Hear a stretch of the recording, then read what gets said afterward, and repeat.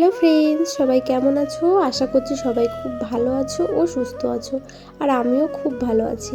তো আজকে আমি ট্রাই করব চিকেন পকোড়া। চিকেন পকোড়াটা করার জন্য প্রথমেই আমি নিয়ে নিয়েছিলাম আদা আর রসুন।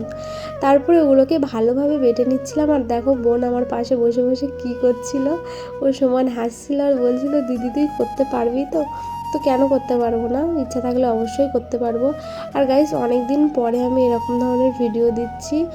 কিছুদিন দিয়ে তারপরে আর দেওয়া হয়নি এরকম ভিডিও, কারণ ফোন ধরারও কেউ ছিল না আর অনেকটাই সমস্যা হতো।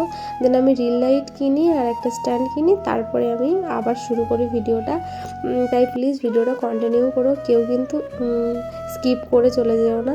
তো তারপরে দেখো সব কিছু দেওয়ার পরে আমি দিয়ে দিয়েছিলাম বেসন, তারপরে একটু লেবু রস দিয়ে দিয়েছিলাম, তারপরে দিয়েছিলাম ময়দা।